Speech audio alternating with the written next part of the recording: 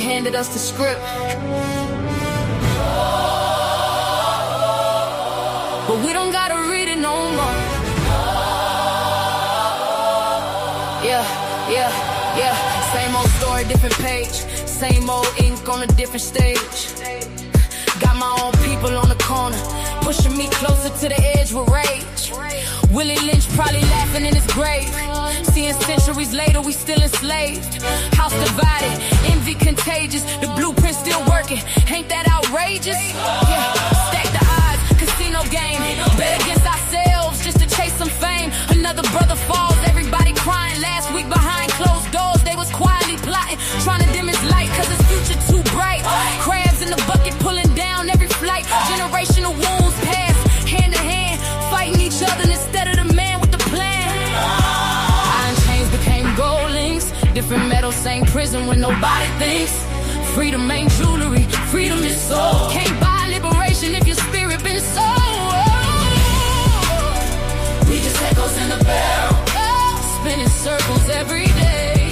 History whispers softly, but we keep looking away. They handed us the script, now we acting every part. Time to break the cycle, time to heal the broken heart. This ain't the dream they marched for, this ain't the future they could see. This whole thing was a setup, it's time we set ourselves free.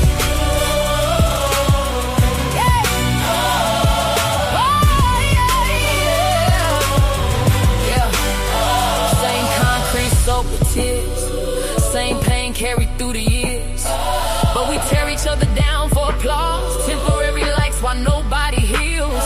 Call you a sellout when you lead a block. Soon as success make the whole world stop, but the real betrayal ain't broke the flight. It's poisoning your people out of envy and spite. You mad cause this watch gleam, mad cause our band gleam. Meanwhile the architects of the cage still counting money behind the scenes. They love the chaos, love the smoke, love watching family lose all hope. Another headline, another mother cry, another generation acting while they dying. The trap ain't poverty, the trap is division. The chains ain't visible, they're built from our decisions. We carry anger in our chests, years of trauma, years of stress, then pass it to our own bloodline. Instead of putting evil to rest, love became weakness, unity became strange, clout became currency.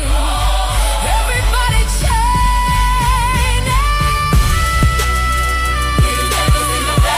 Round and round we go, history keeps repeating, cause nobody let it go. But tonight we change the pole, we build every hope. This ain't the life they believe, the chains only live if we choose not to leave.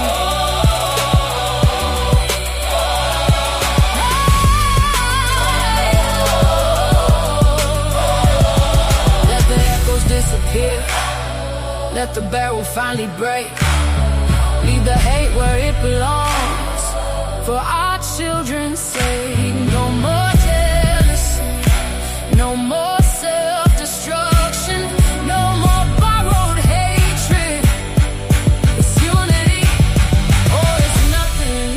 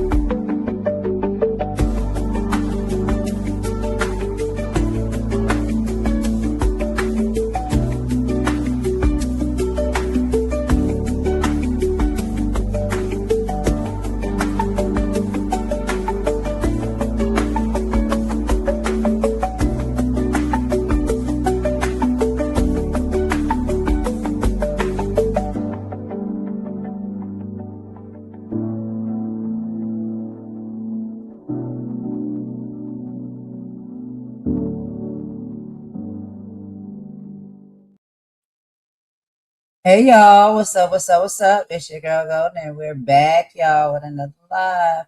So, as you can see, we're gonna be doing some Black History stuff, y'all.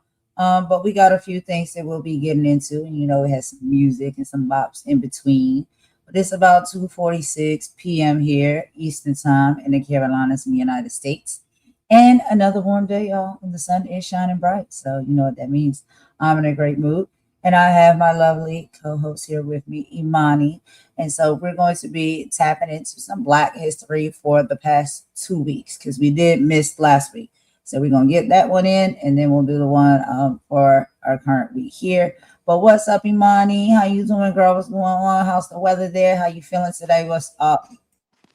Um, I'm doing good. Weather here is good. It's warm again. I'm recovering from birthday drinks that I went to yesterday. Had a really good day with friends and family. Yeah, it was hot enough for a cookout, so we had some drinks at a bar, and then we went to the house, and then we had a barbecue and some music and some more drinks. And yeah, I had a long day. What about That's you? What did you do yesterday?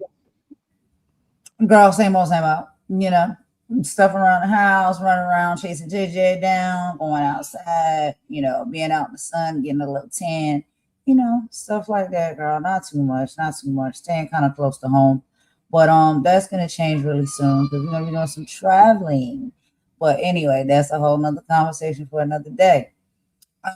But yeah, girl, But that sounds good. I'm glad you went out. You was kicking it with the homies since like it sounded like you went to a nice little kickback. I like me a good little kickback, girl. Gotta have some good food, some good laughs, and some good drinks. It was really good. It was really good. Now, am I to kick off the housekeeping like I kicked back yesterday, had a relaxing time, Right. watched a couple of things. So, I thought, because I know you got a couple of things to say, but I don't. I thought that I'd really kick off the housekeeping with a little message for someone out there who seems to want to get mentioned in the housekeeping. And we'll just call her Lady Kiss Ass. Okay? Lady Kiss Ass or Lady Kiss Ass, if you are British, she seems to want to talk about stuff she doesn't know and ask questions that don't concern her. Now, the first thing I will tell you, I wasn't even going to entertain this, but I thought I would because, she's not, how can I put it? I would like to challenge her to a spell off. Because basically, I know that if she had to spell two words, if I said to her, if we have a spell off or a spelling bee, as you call it, or a spelling test, as we call it in the UK, if that lady had to spell two words of no more than four letters, she'd be finished. So I'll challenge you to a spell off, Lady Kiss Ass. And the loser leaves YouTube forever. Because I know you'll be gone by the second word. Because I don't even know why you're involving yourself in things you don't know, you don't understand, and you're not a part of. You don't know why I have a problem with bitter Betty. But she seems to think you're the shield, you, of all people, are the shield who she needs to hide behind. If I were you, let it go, because it's nothing to do with you. You don't know what she did. You don't know why she's been reported. She decided to take stuff outside of YouTube. She decided to tell me that she knows where my sister lives, that she knows the Christian network I'm attached to, that she knows about my dogs and where I live. And up to now, I haven't said one word about her personal circumstances and where she lives. So that's why she's been reported. So what I suggest you do after filing your nails is keep your nose out of this and carry on kissing ass like you're very good at. Okay? You're a joke. Another thing why you're a joke is because you do stuff on the Royals, but you don't even know the difference in the accents, because just last week you were asking if Bitter Betty was from Scotland or from Ireland. So that's how much you know about her. That's how much you know about even British or English or Irish accents.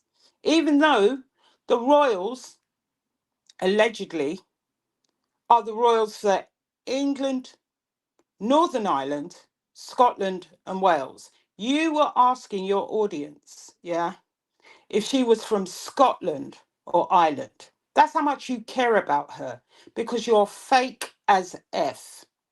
You're fake. You don't care about her. You just haven't got any content to talk about.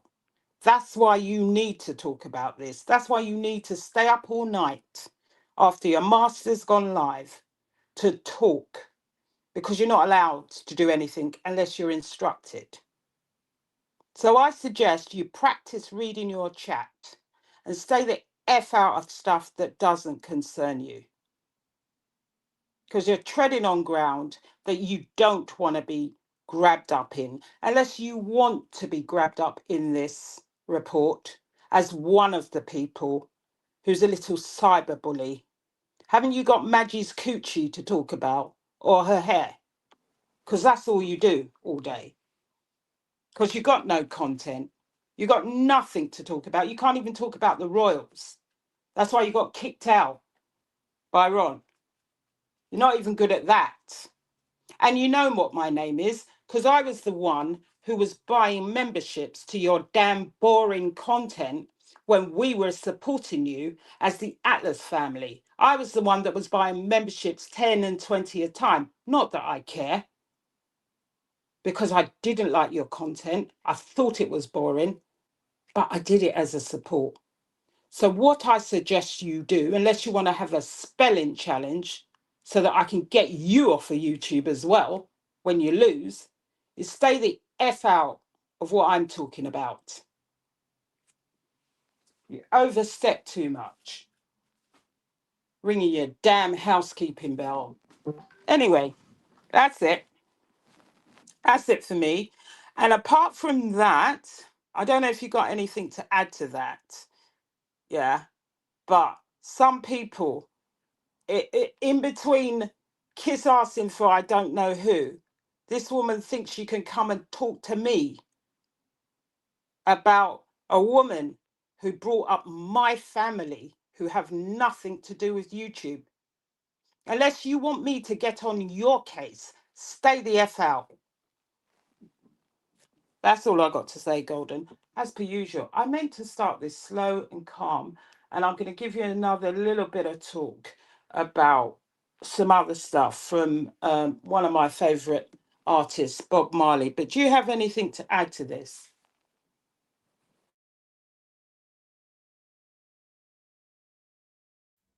Well. What does one say after that? Um, yeah, yeah. Like I already made it very clear to a lot of these individuals, and they really understand that. And I've said multiple times, we don't dislike you, we don't think about you, we don't talk about you. So when it comes up that you start bringing our name up and you're talking about our content and the things that we say over here, is giving very much stalker, is giving very much bitter Betty, is giving very much baby reindeer, is giving very much coon behavior. And that's what I have to say, okay, when it comes to, because I've already had conversations directly, because the type of person I am, I don't have to send subliminals. I will come to your channel, I will come to your face, and I will tell you exactly what it is and what it isn't. And I've already told Lady Letitia, multiple times. And yeah, I'm saying your name because I heard you sit over there and do that nasty little piece of live that you did the other night, playing Snoopy's content, that Snoopy was playing our content and our voices. So don't think that third-party copyright strikes can't be made. You know nothing about the issue, so you should not insert yourself. Nobody is talking about you or to you, so you should not insert yourself. But I understand you must do what your leader tells you to do. You have to do the assignments that you're put on. We get it. We see it. It's obvious. It's very obvious. And you're not the only one. It's a lot of people out here on assignment. We get it. But ma'am, please not sit up here and gaslight and act like anybody has come for you. I already told you I ain't had no issues with you. I ain't got no beef with you. I don't talk about you. I don't think about you. And I want to keep something very clear as well, just for your information. You spell golden, Golden.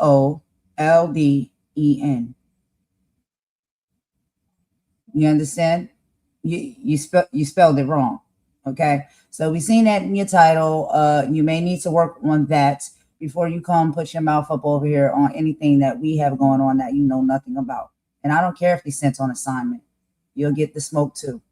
And whoever sent you on assignment can also get the smoke, because we're not scared of none of y'all. I want y'all to be very clear about that. So the little games that y'all playing here on YouTube is real cute, but we peeped it. We peeped it and we popped it. And that's why you're mad and you're upset and you want to say the things that you say. It's all cool. You act like you're in grade school, to be quite honest. How can you act like you're in grade school when, whatever.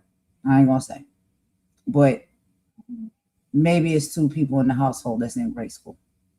Because that's what you act like. And like I said, I told you straight to your face, straight up on your channel, your panel, your platform, all of the things. I don't have no problem with you. You started to have a problem with me because I still continue to rock and support Maggie. And that is my choice. I get to have my choice and I get to do what I want and go where I want to go. Why you want to throw tantrums and get assignments from people to come over and talk about things you know nothing about is beyond me. But I tried to be nice to you the first time. I tried to be nice to everybody the first couple times. And they keep it pushing. They keep pushing. And they think that we're going to sit over here and we're going to be slouches and we don't hear it, we don't see it, and we're not going to respond back to it. No, ma'am, no, sir. You don't get to do that. And like I said, yes, I came over to support your channel and I told you to your face, I don't really care about the royal family and Meghan Markle. It's not my cup of tea. It's not the content that I watch. But I'll come over there and I'll hit the like button and I'll pop in the chat and give you some engagement and say hello. And then after that, I'm gone. That's my level of support. And that's the minimum that we can do for one another. Some people probably do that same thing over here when it comes to my content. But outside of that, when have I been dragging you, talking about you, making you a subject, a topic when it comes to my content? Haven't been, lady. Haven't been. And you can't sit over here and windmill on me because you don't like that I'm connected to Maggie and I still support Maggie and you dislike her. That's childish. Grow up. And you're more fine wine than all of us. So sitting up there watching you speak the way you speak and doing the things you do is really pathetic. It is. And I hope you know it. And it's a shame because when I first met you and seen you, you weren't this person. You didn't act like that. You didn't do those things. You didn't come on camera looking like you falling the hell asleep, passing the heck out because you doing lives at 3 a.m. because I guess you were assigned to do it. Yeah, I know about them orders that they try to give you. Unfortunately, you want to do it. And I guess it's because the Meghan Markle stuff is just not working anymore. And you want to be part of the black tea sector so bad that you're going to pick what you think. The little small people that you're going to pick on. That's what you think. That you get to pick on us because you think that we're small content creators. In a small channel wouldn't be small if haters wouldn't be hating. But it can continue to be small. I don't have no problem with that, as long as it's authentic. And as you will see today, and as you have seen in many other previous lives, we actually make real content over here. We actually have real conversations. We don't talk about how people coochie smell. We don't talk about people's hair. We don't come for you unless you come for us. Our content is not based on us coming for people. We're having actual educational conversations, entertaining conversations. People enjoy when they come over here. You may not think that, but they do. We get the feedback. So you continue to take your orders, continue to be respectfully from the Wizard of Oz, flying monkeys, if you want to. But that's not how we move and we operate. So like I said, leave my name up out your mouth and I won't have to say nothing about you. And like Kendrick Lamar said, don't tell lies about me and I won't tell truths about you. So as far as that, we also have Bitter Betty, right? But Bitter Betty's going to do what Bitter Betty do every day. So that doesn't even really surprise me, right? Like I'm almost expecting that because she does nothing else. But Lady Letitia, you already know I had no problem with you, no issue with you. So for you to come up out your mouth and to sit over there and do that live and try to drag me and Imani, you know nothing about what we're going through and what we're dealing with over here on this side of town. You know what I'm saying? Like this side of town, because you clearly live on the other side, man. Don't you dare. Don't you ever dare. Don't you ever think you can do it. Period. And like she said earlier, golden is spelled Golden. Check your spelling in your thumbnail and let's move on with the content. Do you have anything more else to say, Imani? No, I was just going to talk about my favorite artist because he has some words about people who actually throw stones and hide their hands. It's often associated with hypocrisy, attacking others while pretending innocent. Bob Marley didn't have a famous song with that exact lyric, but several of his songs carry a similar message about karma, judgment, and people who cause harm. One of the songs that people may know that's connected to this idea is Who the Cat Fit.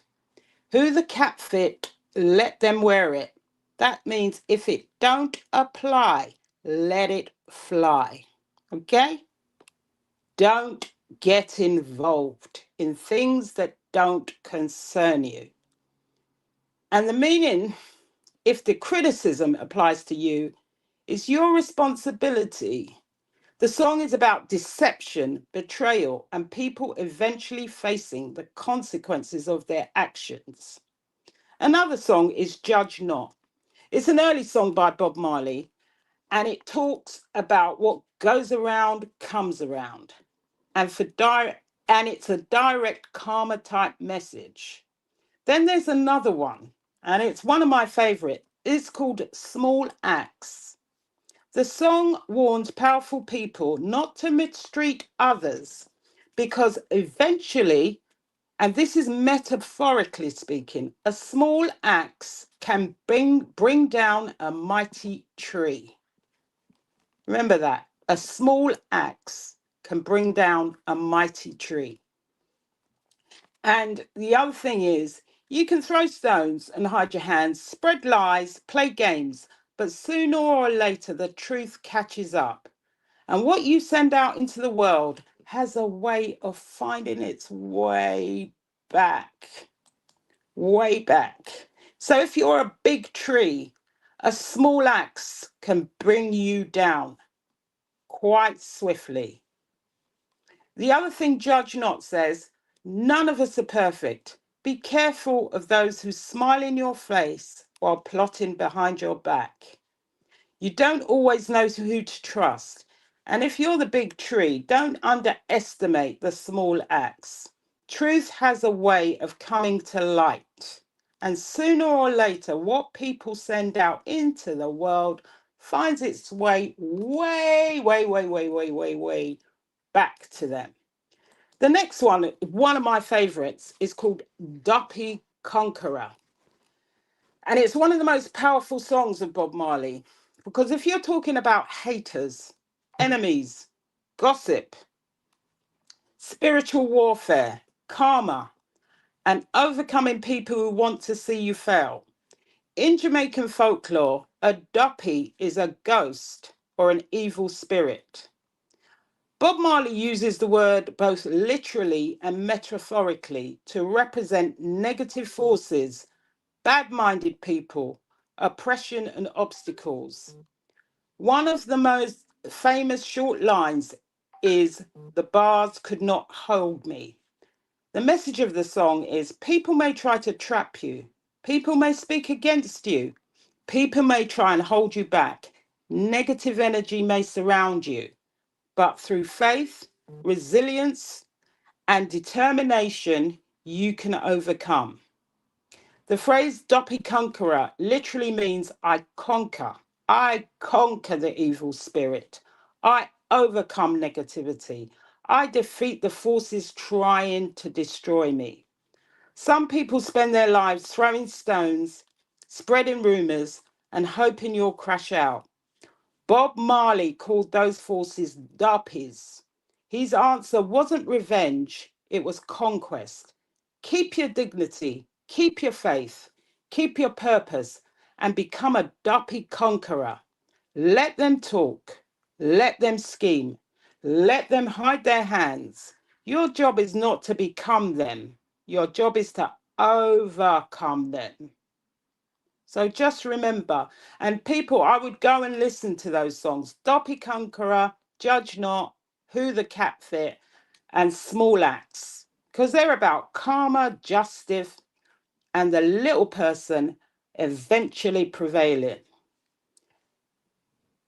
They form there's almost like a complete soundtrack for dealing with people who throw stones and hide their hands. So you carry on throwing your stones and hiding your hands. Yeah. And whilst you're at it, learn to spell. And by the way, Funky Dineva is not spelled Fucky, it's Funky. My girl, your spellings are terrible. Anyway, that's all I have for the housekeeping. Yeah. Um, and later on, I'll give you guys some films that are relevant to this. I don't know if you've got anything more to say, Golden, but we can get on with the content because I got no time for asking some people. Right. I do have just one last thing to say for housekeeping before we move on and get into the content. If people are paying attention, you watch how these operations are moving and people are shaking. It's a little bit sad. It is, because I sat over there and I watched individuals use another person, use her because they know she probably was looking for love, friendship, and vulnerable, perhaps. And that's allegedly, I can't be sure. And then when she spoke up for actually how she feels deep down in her heart and her spirit, I watched you discard this person and throw her under the bus. This is what y'all do. This is how y'all operate. You try to get somebody to come out and be the face and do your dirty bidding. And then once they no longer want to be part of it and do it, then you try to dogpile on them and destroy them. We know y'all game. We know y'all operation. And I think it's disgusting. And no, some of these people I haven't had the best experience with, and we've had to have words and things like that. But I'm just paying attention to y'all more so. How y'all move and y'all operate. That's why I say it's an operation. You use people up. And we know exactly what you're doing as far as the ones that you try to attach yourselves to and the reason why. We know why you try to attach yourselves to certain individuals. It was nasty work how you did that, girl. That's all I'm going to say. And you know it, and everybody knows it, and everybody's seen it. But you're supposed to be what? This great and grandeur type person on YouTube that's making a difference, bringing change, and educating the Black community about Black shit. Ma'am, you can have several seats on the sidelines. And you don't want to have smoke, really, with me or Imani. That's why you never come over here. That's why you never have anything to say unless you're using what we say for your contents. And you continue to do so. And people are seeing it. You are pathetic. You are bitter. You are evil. You are nasty. And be very clear about that. Nobody came up out of their mouth talking about you, bringing you up until you started talking about us. And guess what? You want to start a fight? We'll show you how to finish it. Imani, you want to keep going? Yeah, but you know, the person that they've recently thrown away, she's got great talent. She's a great artist. She will be fine. Yeah, she will be fine. I've always said she's a great talent. She's got great artwork. She'll be fine. They were using her to launder their BS. And then they turn around and say, it wasn't me. They ordered a shaggy. It wasn't me. It was nothing to do with me. It was all her. But you're in the crowd cheering it on. You're full of shit, all of you. Excuse my French. You're cowards. You're cowards. But you know what? You're like the hyenas in The Lion King. We'll throw you some bones, so make some content about this. Because that's all you do. You wait for people to talk so that you can talk because you have nothing to say of any substance. Nothing at all. All you can do is play other people's content and yabba, yabba, yabba and talk crap. And you, Lady Ask Kisser, can't even read the chat. Never mind comprehend what's going on. That's why I told you, if I was to have a spelling bee with you, you'd be finished by the second word. And it probably wouldn't be more than 4 letters. So you carry on talking, and I will show you how I respond. How I respond. Because you are pathetic. For a person of my age and years, you're pathetic. Kissing the ass of a cartoon. My God, it's amazing. Yes. And just because you know that's my favorite movie, child, but we can learn so much even from cartoons. Mufasa will always make sure that you eat, but Scar will not.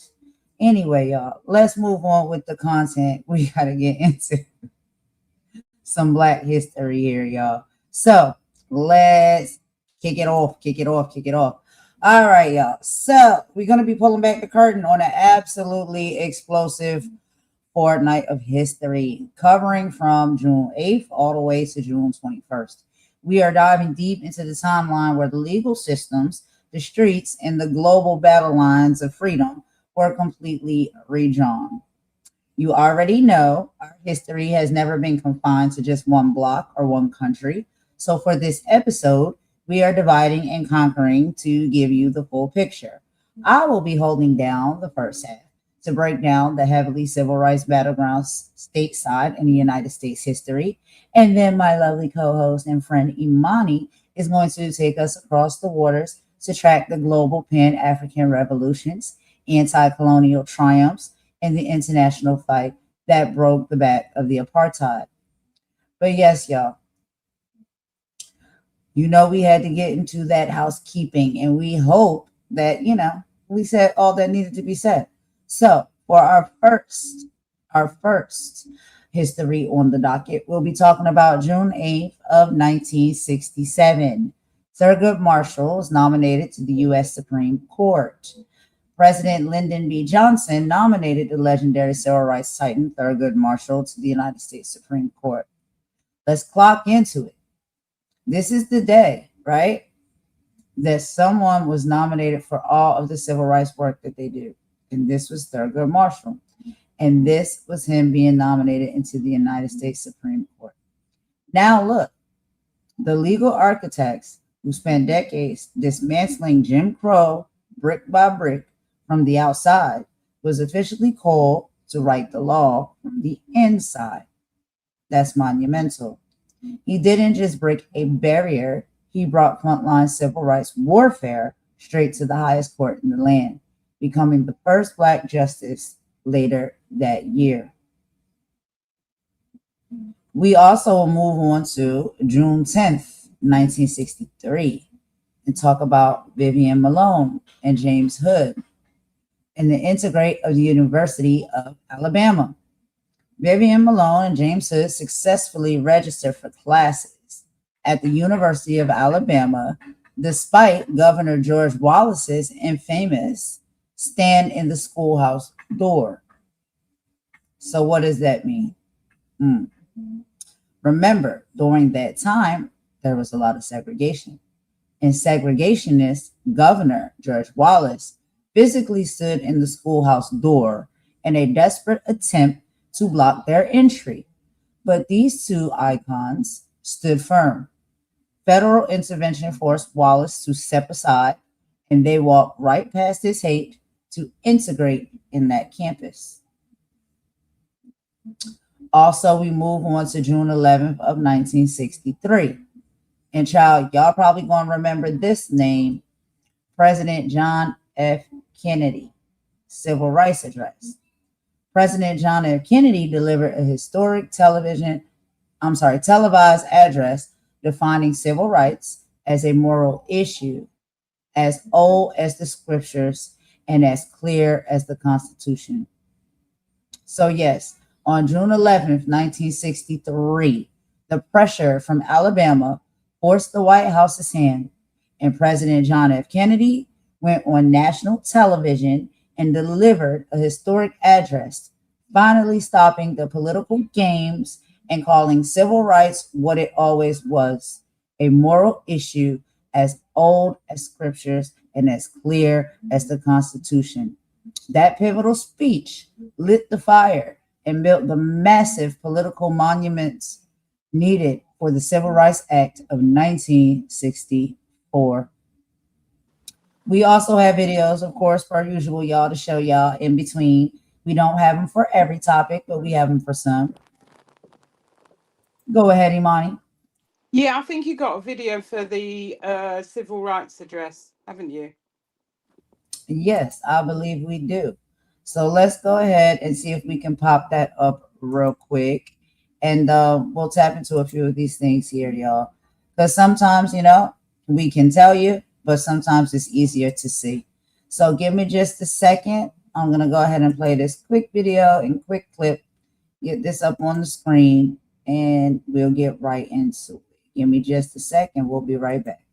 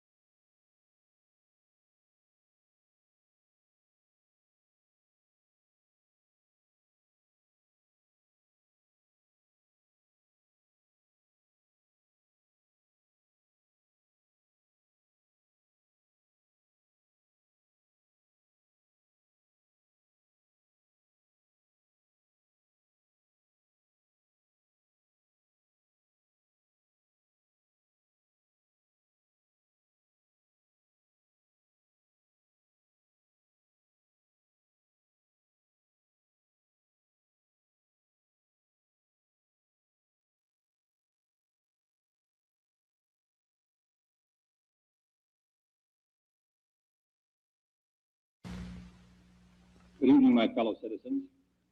This afternoon, following a series of threats and defiant statements, the presence of Alabama National Guardsmen was required on the University of Alabama to carry out the final and unequivocal order of the United States District Court of the Northern District of Alabama. That order called for the admission of two clearly qualified young Alabama residents who happened to have been born Negro. That they were admitted peacefully on the campus is due in good measure to the conduct of the students at the University of Alabama, who met their responsibilities in a constructive way. I hope that every American, regardless of where he lives, will stop and examine his conscience about this and other related incidents. This nation was founded by men of many nations and backgrounds. It was founded on the principle that all men are created equal, and that the rights of every man are diminished when the rights of one man are threatened. Today we are committed to a worldwide struggle to promote and protect the rights of all who wish to be free. And when Americans are sent to Vietnam or West Berlin, we do not ask for whites only. It ought to be possible, therefore, for American students of any color to attend any public institution they select without having to be backed up by troops. It ought to be possible for American consumers of any color to receive equal service in places of public accommodation, such as hotels and restaurants and theaters and retail stores, without being forced to resort to demonstrations in the street. And it ought to be possible for American citizens of any color to register and to vote in a free election without interference or fear of reprisal. It ought to be possible, in short, for every American to enjoy the privileges of being American without regard to his race or his color. In short, every American ought to have the right to be treated as he would wish to be treated, as one would wish his children to be treated. But this is not the case. The Negro baby born in America today, regardless of the section of the state in which he is born, has about 1/2 as much chance of completing a high school as a white baby, born in the same place on the same day. 1/3 as much chance of completing college. 1/3 as much chance of becoming a professional man. Twice as much chance of becoming unemployed. About 1/7 as much chance of earning $10,000 a year. A life expectancy which is 7 years shorter, and the prospects of earning only half as much. This is not a sectional issue. Difficulties over segregation and discrimination exist in every city, in every state of the Union, producing in many cities a rising tide of discontent that threatens the public safety. Nor is this a partisan issue. In a time of domestic crisis, men of goodwill and generosity should be able to unite regardless of party or politics. This is not even a legal or legislative issue alone. It is better to settle these matters in the courts than on the streets, and new laws are needed at every level. But law alone cannot make men see right. We are confronted primarily with a moral issue. It is as old as the scriptures and is as clear as the American Constitution. The heart of the question is whether all Americans are to be afforded equal rights and equal opportunities, whether we are going to treat our fellow Americans as we want to be treated. If an American, because his skin is dark, cannot eat lunch in a restaurant open to the public, if he cannot send his children to the best public school available, if he cannot vote for the public officials who represent him, if, in short, he cannot enjoy the full and free life which all of us want, then who among us would be content to have the color of his skin changed and stand in his place? Who among us would then be content with the counsels of patience and delay? 100 years of delay have passed since President Lincoln freed the slaves, yet their heirs, their grandsons, are not fully free. They are not yet freed from the bonds of injustice. They are not yet freed from social and economic oppression. And this nation, for all its hopes and all its boasts, will not be fully free until all its citizens are free. We preach freedom around the world, and we mean it. And we cherish our freedom here at home. But are we to say to the world, and much more importantly, to each other, that this is a land of the free, except for the Negroes? That we have no second-class citizens, except Negroes? That we have no class or caste system, no ghettos, no master race, except with respect to Negroes? Now the time has come for this nation to fulfill its promise. The events in Birmingham and elsewhere have so increased the cries for equality that no city or state or legislative body can prudently choose to ignore them. The fires of frustration and discord are burning in every city, north and south. Where legal remedies are not at hand, redress is sought in the streets, in demonstrations, parades, and protests, which create tensions and threaten violence and threaten lives. We face, therefore, a moral crisis as a country and a people. It cannot be met by repressive police action.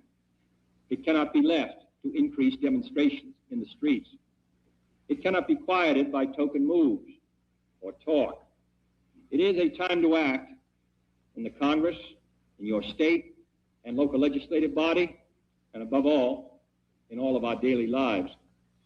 It is not enough to pin the blame on others, to say this is a problem of one section of the country or another, or deplore the facts that we face. A great change is at hand, and our task, our obligation, is to make that revolution, that change, peaceful and constructive for all. Those who do nothing are inviting shame as well as violence. Those who act boldly are recognizing right as well as reality. Next week, I shall ask the Congress of the United States to act, to make a commitment it has not fully made in this century to the proposition that race has no place in American life or law. The federal judiciary has upheld that proposition in a series of forthright cases. The executive branch has adopted that proposition in the conduct of its affairs, including the employment of federal personnel, the use of federal facilities, and the sale of federally financed housing. But there are other necessary measures which only the Congress can provide, and they must be provided at this session. The old code of equity law under which we live commands for every wrong a remedy. But in too many communities, in too many parts of the country, wrongs are inflicted on Negro citizens, and there are no remedies at law. Unless the Congress acts, their only remedy is the street. I am therefore asking the Congress to enact legislation giving all Americans the right to be served in facilities which are open to the public: hotels, restaurants, theaters, retail stores, and similar establishments. This seems to me to be an elementary right.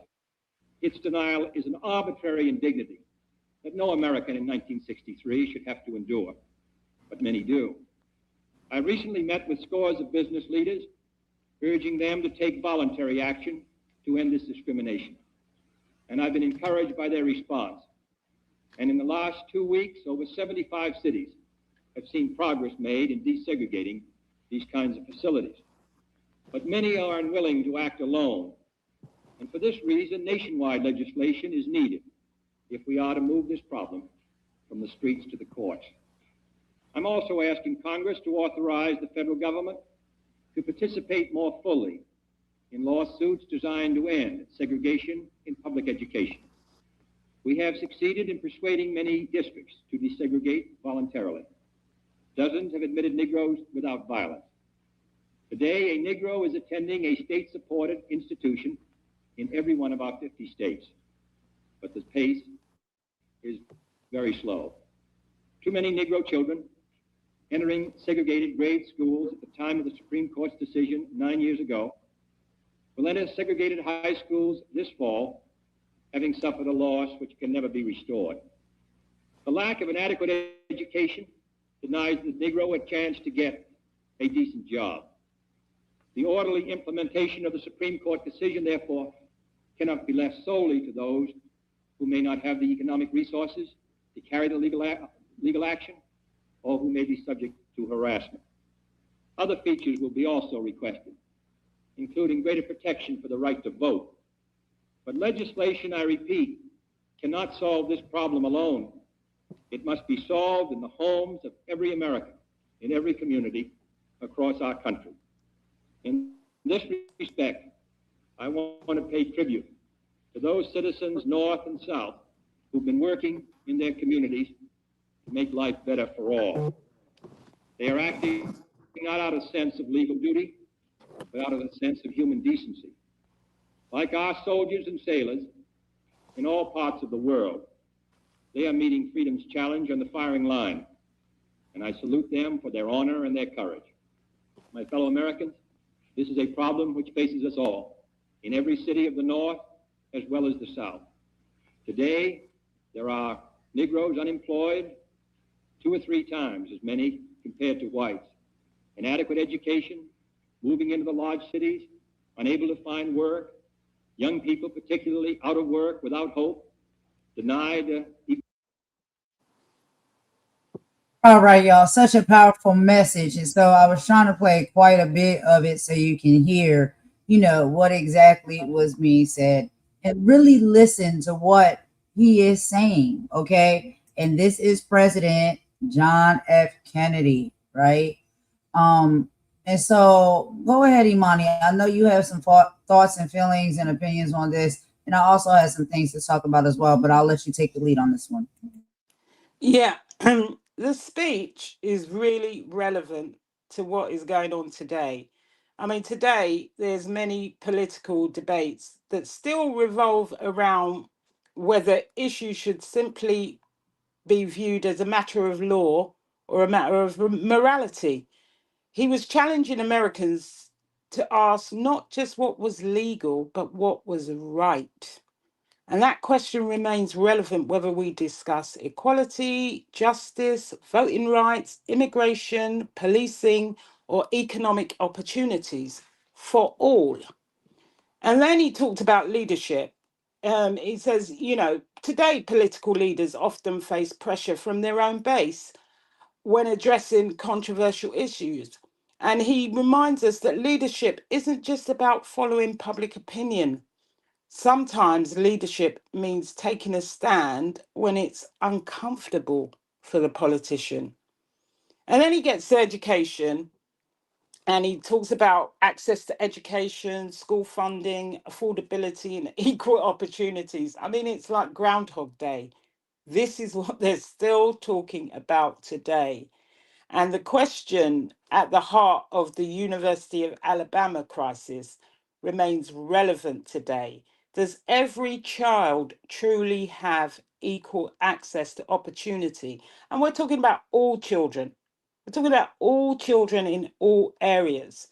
Does that happen? No, I don't think so. Because in the poorer areas, they don't get that access. And they're removing that access by closing down the Department of Education. And then he talks about voting rights. We've heard a lot about voting rights, voter registration, and participation amongst, major issues. And the struggle is for equal access to the ballot box.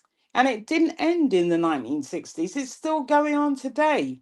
It's amazing how you can really tie this speech back to what is going on. And then the other thing he said was about peaceful protest, because there are a lot of questions about protest movements and how they shape public policy. And history's shown us that peaceful protest has often been a catalyst for change. And this is the difference. They are cracking down on people who are peacefully protesting, even if what they're saying is unpopular, even if what they're saying is about human rights for everyday Americans. this is so relevant to what is going on today. I mean, I could go on and on and on and dissect that speech because I have seen it several times, but you can really tie everything that's being said back to what is going on today. It's the same. It's like Groundhog Day for me. That's all I've really got for that. And I'll pass it over to you, Golden. I agree. I mean, everything that you said is definitely on point. We see the current administration that we have right now and how they move and operate and they, think. And this is one of the things that I wanted to point out as well. When we're talking about activism, we're only talking about fairness across the board. We're not, it doesn't necessarily has to be race based. And it's not every black person thinks every white person is racist. As you can clearly see, that John F. Kennedy was a Caucasian male that happened to be president at the time of 1963. We have a Caucasian male that's president at the time of 2026. There's a absolute difference between how both individuals speak, how they talk, and how they operate. And we understand that they're not trying to bring fairness and freedom and all of the things for all, right? No matter if you're black, you're brown, you're tan. And guess what? We already see that there are Trump supporters, aka MAGAs, that are not satisfied as well when it comes to this administration and the things that they've put in place. But one of the things that we know about, and we can say to wrap this up because we have to move right along, about John F. Kennedy, right? Think about it for yourselves. Think about how our modern leaders today in 2026 speak. Today, we are waiting on federal leadership to find its moral courage regarding voting rights, criminal justice reform. But back in 1963, JFK proved that true legislative change doesn't happen because politicians have a change of heart. It happens when public pressure makes it politically impossible for them to stay silent. So what does that mean, y'all? We have to speak. We have to use our voices, and our voices do matter. No matter if we're black, brown, Caucasian, Hispanic, it doesn't matter. What the people Or want, white. they Or shall get. white. All of it. All of it. But what the people want is what the people shall get. We live in a democracy here in the United States. And again, I know that I speak to a lot of people and a lot of people support me that may not necessarily be from the United States, and their governmental structure and setup is different. But we're supposed to have democracy here in the United States, right?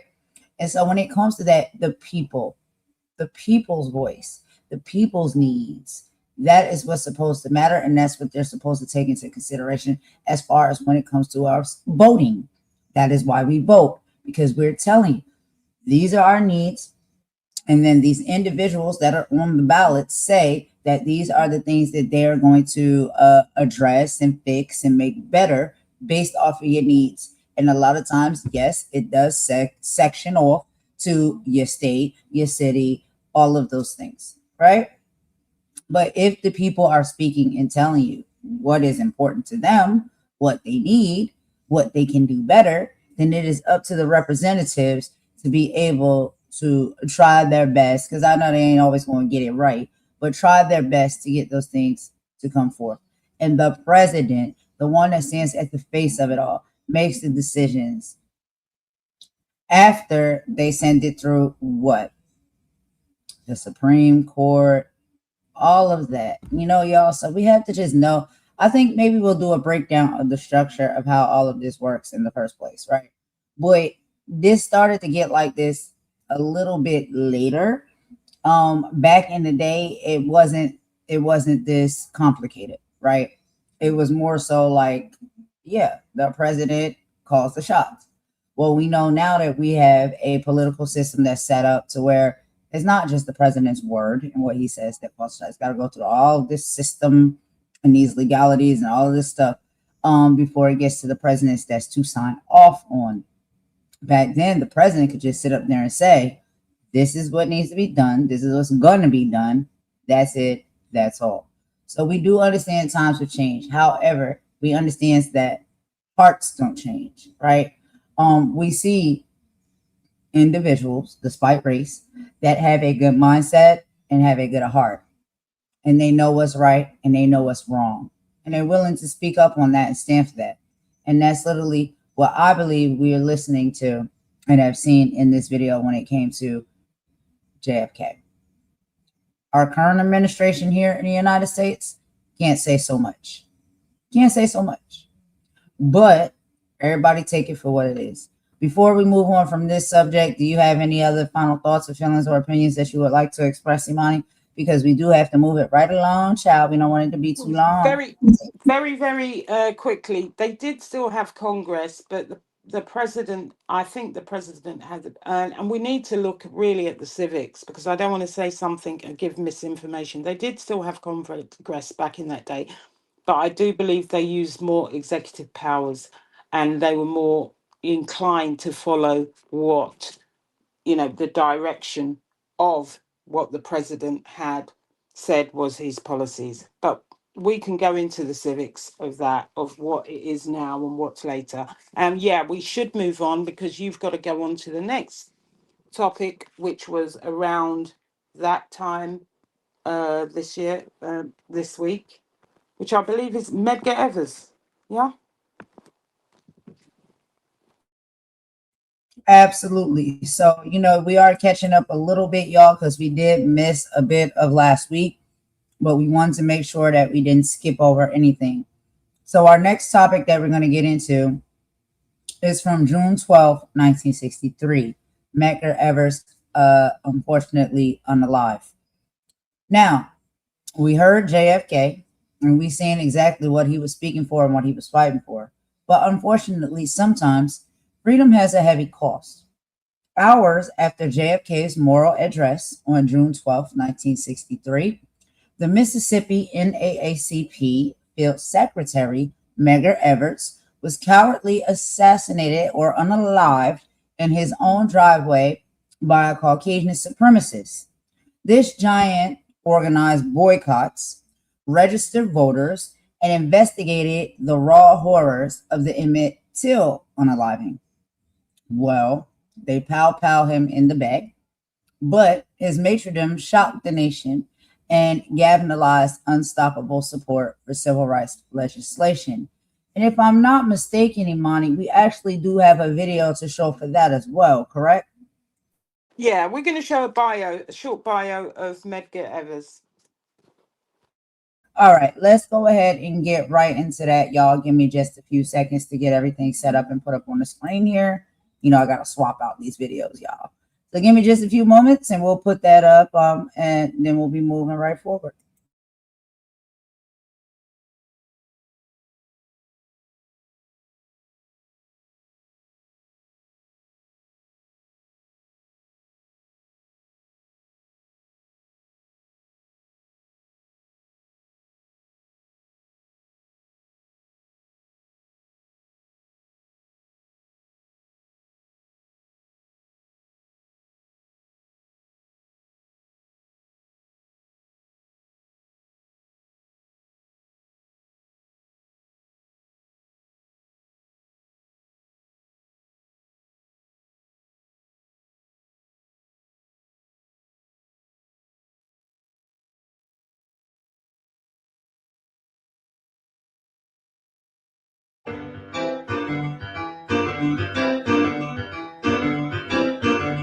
Medgar Evers was born in Mississippi, July 2nd, 1925. There were few opportunities afforded to him as a black man. When World War II broke out in Europe, Evers joined the army, fighting alongside white soldiers from around the world. It was in Europe as a young man that he came to realize how restrictive Jim Crow segregation was in the South and in his home state of Mississippi. Upon returning home from the war, Evers took advantage of the GI Bill to attend Alcorn College in Mississippi. While majoring in business administration, Evers took time out of his studies to woo fellow undergrad Merle Beasley. After a year-long courtship, the pair married and started a family in Mississippi that would eventually include 3 children. Inspired by the monumental Brown versus Board of Education decision, Evers quit his stable job as an insurance salesman to put his talents to work for the civil rights movement. Although his efforts to integrate the University of Mississippi Law School failed when they did not admit him, the NAACP took notice of the ambitious Evers and appointed him their first field secretary. This is a man who for 8 or 9 years organized in a state where civil rights workers would disappear.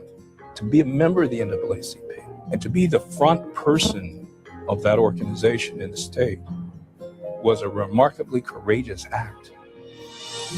Evers quickly settled into a job of shaking up the establishment. Focusing on crimes against blacks, he set up boycotts against white-owned businesses that practiced discrimination and helped investigate acts of violence, such as the Emmett Till lynching, where a 14-year-old black boy was lynched for just talking to a white woman.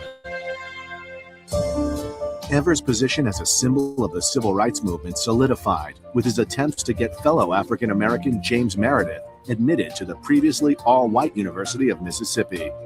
Although Meredith was admitted to the school, race riots broke out, leading to the death of 2 white people. Angry white supremacists sent death threats to Evers, hoping that fear and intimidation would curb his efforts to integrate the South. But Evers had fought too hard to stop now. The tides were changing, and Evers was proud to be leading the cause.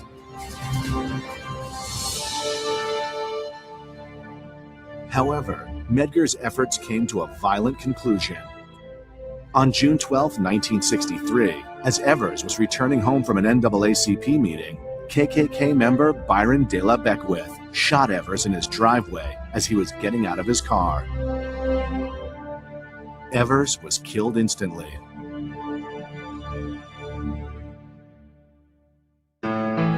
Arrested for the crime, Byron De La Beckwith was tried twice by all-white juries in 1964. Both trials ended with hung juries.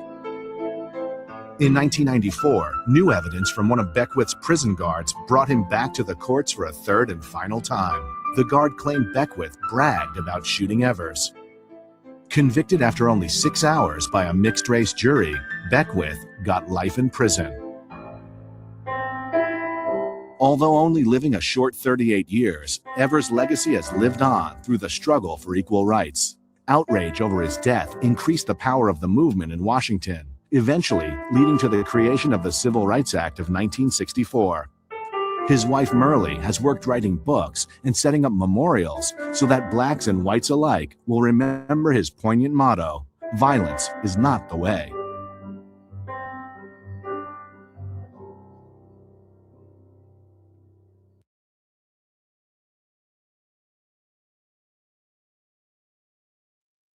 All right, y'all. So that was just a quick little video and just, some imagery or whatnot, as far as when it comes to this topic. But Imani, I'm gonna let you go first if you want to. If not, then I'll go ahead and speak. And I see some of y'all comments in the chat as well, and we'll be tapping into that as well as far as like the follow-ups or whatnot. Because I have been following that story as far as Carmelo. So we'll get into that as well, y'all. We'll be doing that probably on another live, as far as those updates, because that's another story that has really, really bothered me. But when it comes to this, we have to be real about what we're seeing. Okay, we saying targeted doxing, harassment, and political targeting of modern activists, journalists, and local election workers today. It is the exact same vintage of intimidation. Medgar Evers reminds us that those who investigate systemic rot have always been targeted because the system is terrified of what happens when the truth is organized and comes out. So when we sit up here and we tell y'all literally, history just seems to continue to repeat itself. We're not lying and saying that for no reason. If you pay attention to it, you see how it's similar. It's different because we're in different times, but it's the same when it comes to the intent. What do you think about this, Imani? Yeah, I think people need to realize when they don't use their vote. Sorry, let me just turn the fan off here. When they don't use their vote, the people fought for us. People protested for us. People who died for the rights that we have. That some of us just sit down in our living room and don't even bother to use. People suffered for people to get those rights, and people need to realize that vote is important and not be complaining about the fact that your healthcare is gone when you have sat down and not bothered to vote in a local election. Not be that bothered when you're unsatisfied with the education that your child is getting when you don't vote in school board elections. Elections are important across the board. And people need to remember that.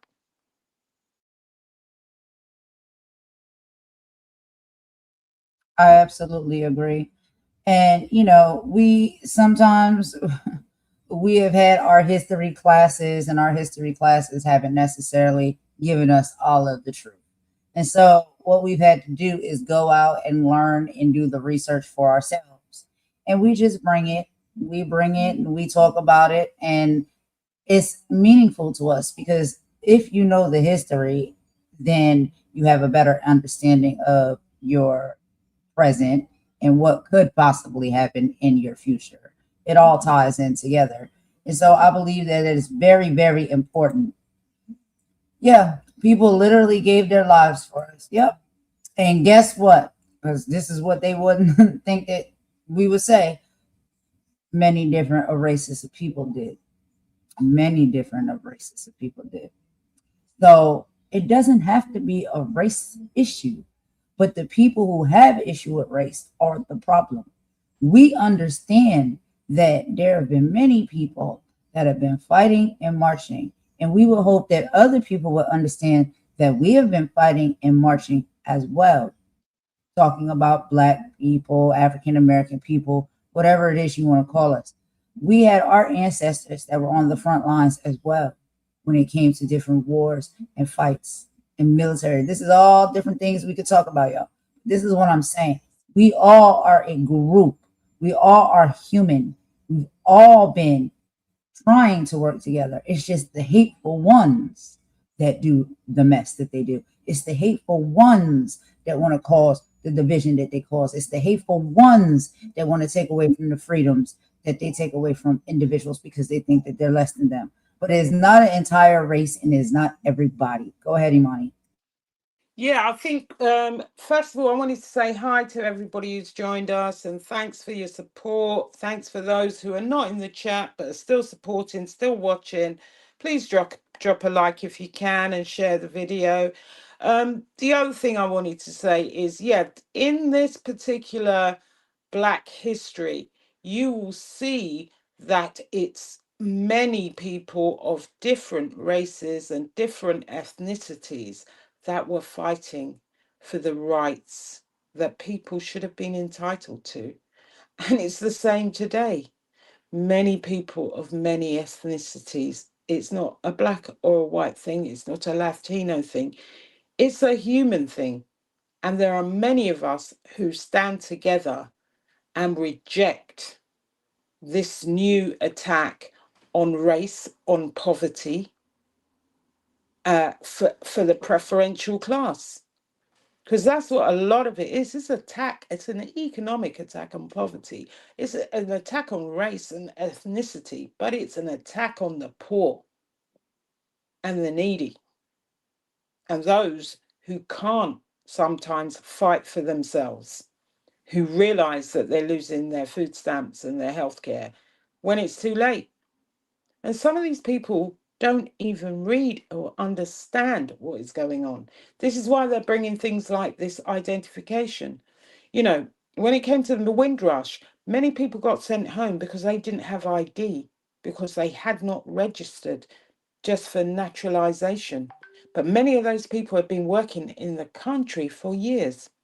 So we need to sit up and take note and be informed and be active and be engaged. And that's all I got to say about this, because I think you've got to move on to, I love this story actually, Mr. and Mrs. Loving.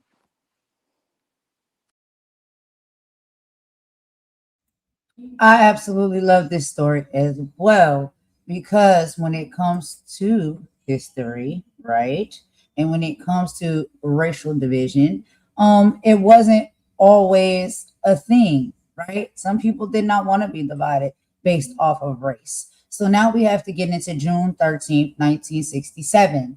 Loving versus Virginia decided.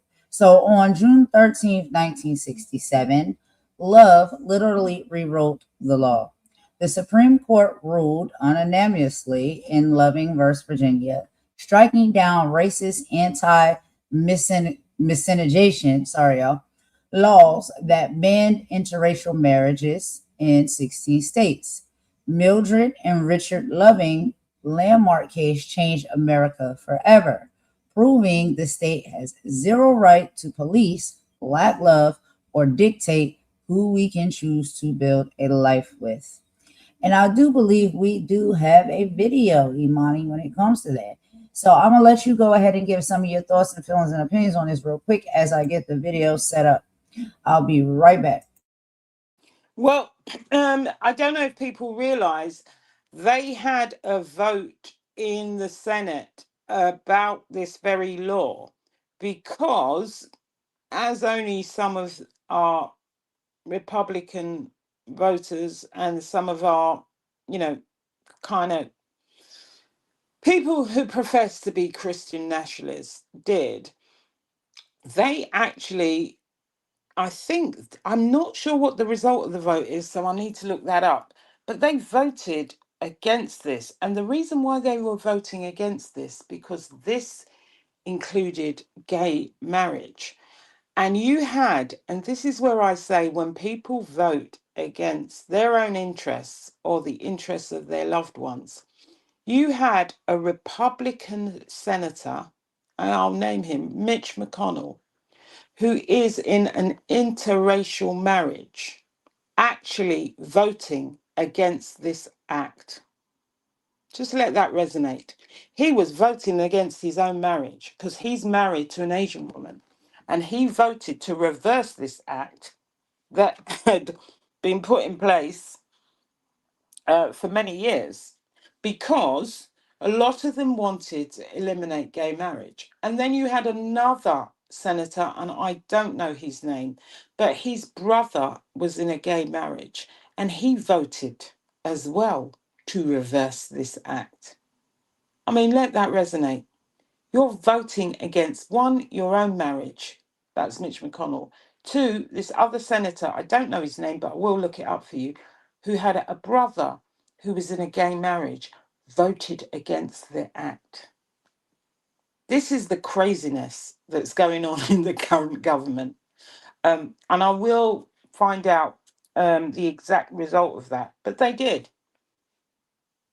It's incredible to me. It's just like when they wanted to not vote, they wanted to vote not to reverse the anti-lynching law. I mean, how can this be happening in 2025, 2026? This is the craziness that's going on. But I shall look up the actual details about that act. But are you ready? Yeah, I'm ready to get into it. I was just checking out this comment that came into the chat and that I put up on the screen. Because I feel as though as we talk through and do our commentary on this live, that comments like this actually just help us prove our point even more. And so I can't be really sure who you are and exactly why you feel that way. But we're literally sitting up here trying to teach you about history.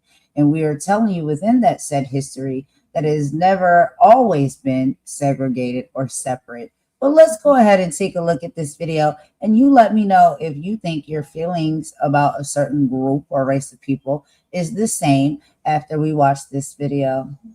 Thank you very much for joining either way. Let's get into the content. We'll be right back.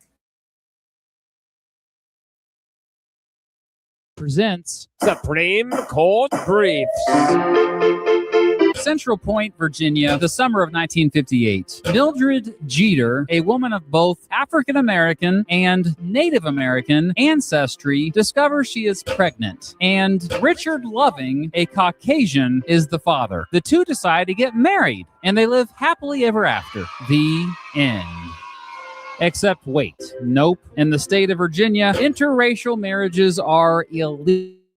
So Jeter and Loving go up to Washington, D.C., where interracial marriages are legal, tie the knot on June 2nd, 1958, and return home to live with each other back in Virginia. Well, somehow word must have got out about the couple, because shortly thereafter, the local sheriff ordered a late-night raid of their home. So yeah, in the middle of the night, police not only burst into their home, but also into their bedroom, hoping to catch them having sex, which also was illegal. The Lovings were actually sleeping and awoke to being arrested for violating Virginia's Racial Integrity Act, the law that said whites and non-whites could not marry each other. The Lovings pled guilty, and the judge sentenced them to 1 year in prison. However, their sentence was suspended as long as they moved out of Virginia and did not return as a married couple for 25 years. So the Lovings moved up to the same city where they got married, Washington, D.C. The Lovings did occasionally sneak back down to Virginia, but for 5 years they lived in D.C. and basically hated it. As Mildred and Richard's family grew in D.C., they missed their family back home and probably the clean country air. In 1964, tired of living as an exile, Mildred wrote Attorney General Robert Kennedy.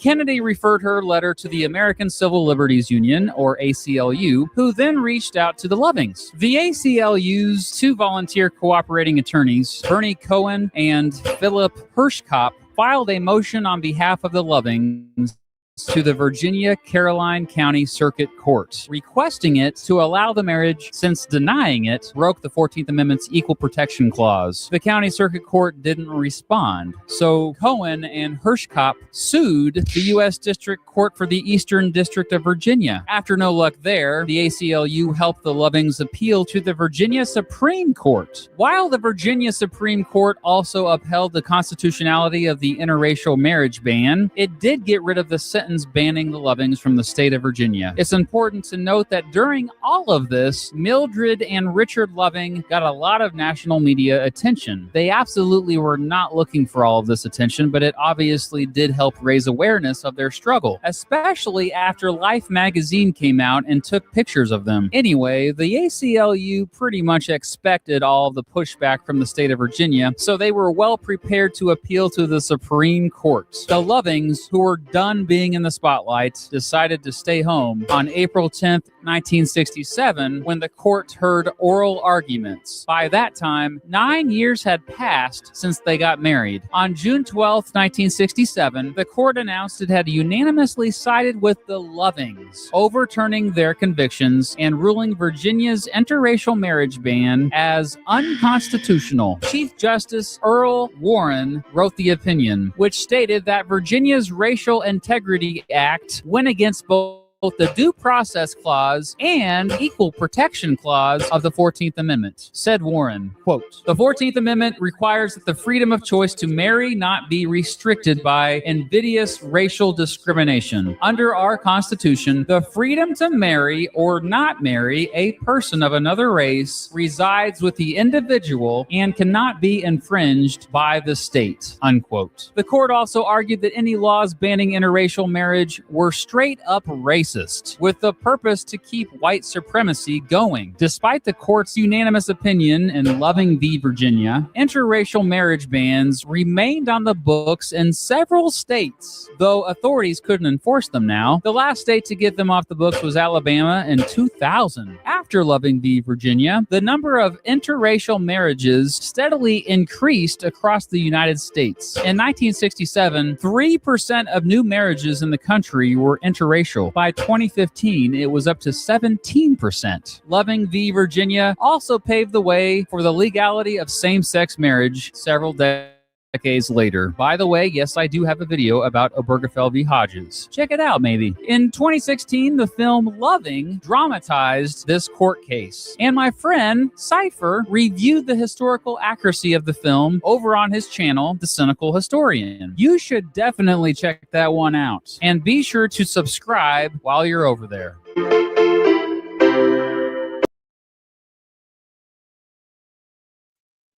All right, y'all. So that was just a quick little video right there to kind of show you exactly what it is we are talking about. So when it comes to, like we said, the Loving in the Virginia, honestly, it was a romance story, if you ask me. But it was a romance story that they had to fight tooth and nail for.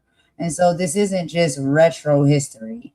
In a recent Supreme Court opinions, we have seen conservative justices explicitly open the door to reconsidering landmark privacy and substantive due process rulings based off of Loving versus Virginia, and is in the foundation for bodily autonomy and personal freedoms.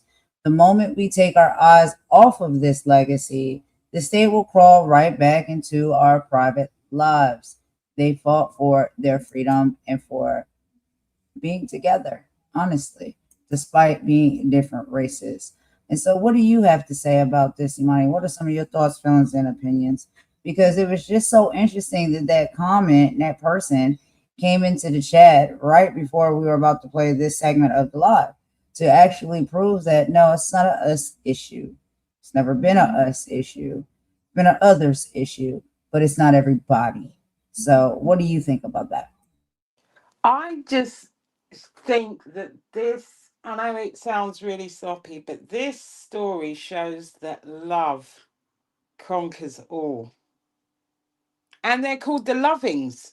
That's the greatest part of it. Their name was Mr. and Mrs. Loving, and love conquered all. And they fought to be together. And they didn't give up. And I think that's the greatest part of this story. It's such a beautiful story. That's all I have to say, because it's a bit especially when they had those photos of them hugging and kissing. And imagine they weren't allowed to do that, and they were going to get arrested for being a husband and wife sleeping together. That's mad crazy.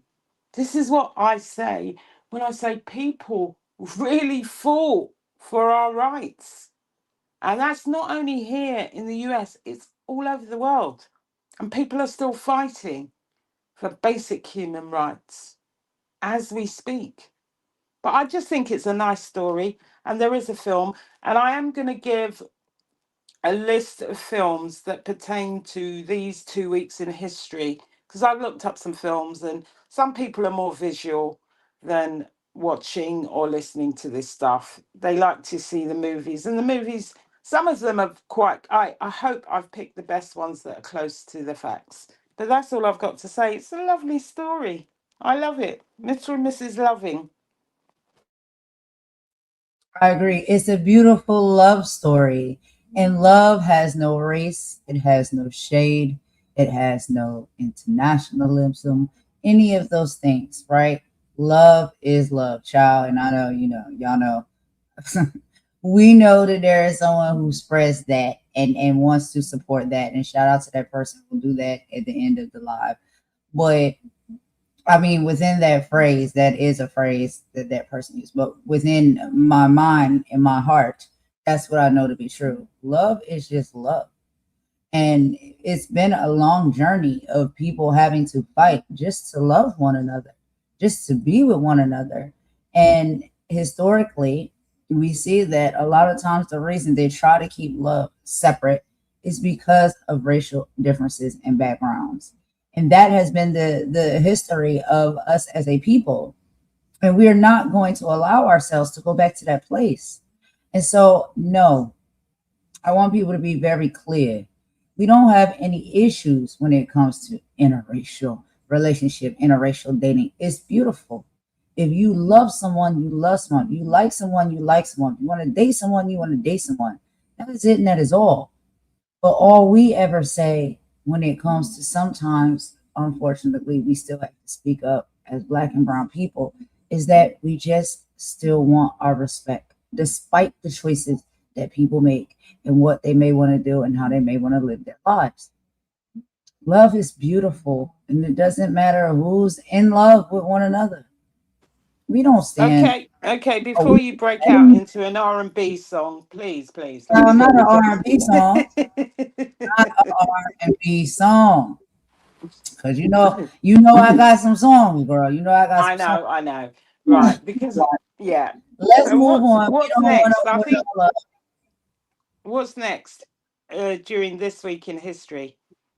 So now we have to go ahead and tap into the Congressional Black Caucus and how it expands its national influence. Okay. And this was June 14th of 1971. So let's go ahead and tap a little bit into that as far as the information we have. So this is going to be wrapping up the first week of June 14th. And then we will get into the next week. But we have seen Black political power evolving. While founded earlier that year of 1971, June marked the moment the newly formed Congressional Black Caucus began rapidly expanding its national prominence. Our lawmakers realized that having a seat at the table wasn't enough. They organized a unified bloc to force Black legislative priorities into the halls of power. Political self-reliance at its finest. And I can't be sure. Let's see. I don't think we have a video for this one, Imani, or do we? No, we don't. I think that's where you end. Right. June the 14th, and I'll take over and do the global stuff for June the 8th to the 14th on the global side. Or do you have something else you need to say? Well, we got a few more days, bro. We got a few more days. Let's run through them real quick. Okay, No, so because you're going into another week, and then we're going to mix up all oh, the. okay. I Yeah, got you. Yes, we'll do We're one. going to do the 2 weeks. So Okay, got you. yeah, Okay, see, it's good. One of all us right. is on our game. So, first week in the United States, as far as some of our Black history historically, we have concluded that, guys. And that was what I was reading through for y'all.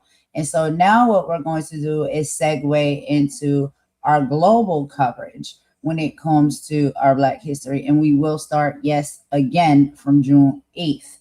And Imani will take that over with readings. And then we do have a few videos we will show you within that segment as well. So let's get into it, girl. Right. So June the 8th, 1977, Steve Biko, this is South Africa. He faces increased state repression. And thank you for that first week. We start here in South Africa. The brutal apartheid regime drastically intensified its crackdown and surveillance on Steve Biko. As a founder of the Black Consciousness Movement, Biko was dangerous to the state because he taught our people to reject internalized oppression. He famously reminded us the most potent weapon in the hands of the oppressor is the mind of the oppressed. His ideas inspired generations across Africa and the entire diaspora. And I believe we got a video on the biography of Steve Biko. Yes, we do, girl. So let me go ahead and pop this up real quick. We got a video that we're going to show y'all so we can have a little bit more of a little bit insight of what's going on. And like we said, we like to do this because we understand that some people, you might listen and you can understand as far as we talking, but sometimes visuals may be a easier way and a better way for people to learn and understand certain things as well. And I want to go ahead and shout out Cultivate with Kai. What's up, Cultivate with Kai? I really appreciate you for popping in and coming to our lives today. How are you doing? I hope you are well. Also, shout out to 1-800 Brick City. Asher is in the building as always. And then we know that Polo was over here a little bit earlier as well. Mama's listening in the background as as usual. Star came over here earlier as well. So thank you, Star, for coming. So everybody who's popped in, we really, really appreciated it. All the love and the support. And we hope that y'all are enjoying the content. We hope, that is y'all cup of tea. And if it's not, then that's okay. We don't hate that. But thank you for coming over to kick it with us for a little bit. We appreciate it. So let's go ahead and get into this video, y'all. We're into 1964. And again, this is Steve Biko. So let's get into it. We'll be right back. The year is 1964. Albert DeSalvo, more commonly known as the Green Man, is arrested for his involvement in the Green Man case. The Marine Force launched into space for the first time in order to take close-up pictures of Mars. But perhaps the most important event to happen that year was the passing of the Civil Rights Act, banning all state and local laws that allowed institutionalized segregation. This marked a monumental win for both the African American rights movements in the US, as well as a win for all rights activists around the world. 3 months later, Martin Luther King receives his Nobel Peace Prize, and for a moment, everything seems to be at peace. Well, it isn't. Segregation in the form of apartheid was still a major issue for South Africa at the time. In a country where most of the population is African, but the legislature leaves African families largely disadvantaged compared to their white counterparts, it is plain to see that there is a glaring problem with the way the country is run. But this problem was not caused by accident. Instead, it was known as apartheid.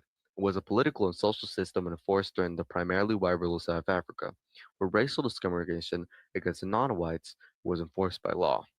During the 60s, apartheid had already been in effect for almost 20 years, and the people were growing tired of it. Resistance in the form of the anti-apartheid movement was beginning to gain steam, and Africans from all over South Africa were ready to against the oppression. And with Nelson Mandela, a large anti-apartheid figure in the movement, imprisoned that same year, one man now lives at the heart of the resistance, a hidden figure who worked to unify the fight against apartheid and helped lead to the end of it all. That man is Steve Biko.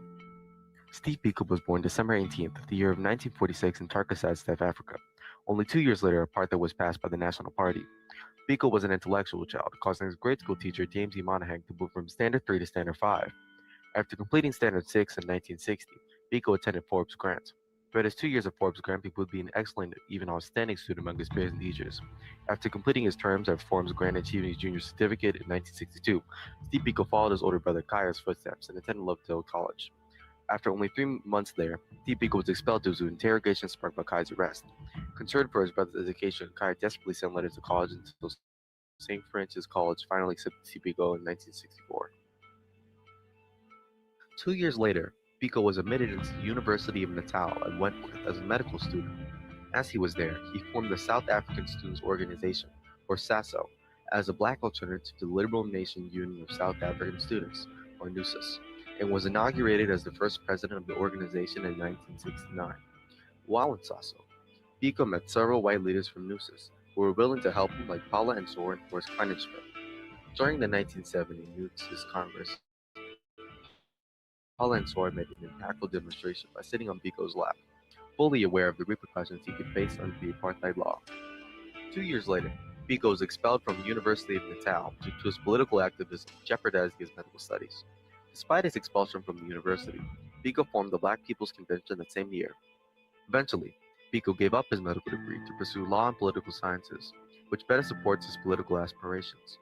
By March of 1973, at the age of 26, Biko's political activities were proscribed due to his growing popularity. Biko wasn't allowed to leave his hometown, Kings William Town, nor contribute to any of the organizations he helped form. In spite of his tough situation, Biko kept fighting for his dream of an egalitarian society. Biko furtively formed the Zamil Trust Fund and the Ginsberg Educational Trust Fund under his ban. In 1975, Biko, along with the BCP, formed the Zen Liplo Clinic, the heart of the Black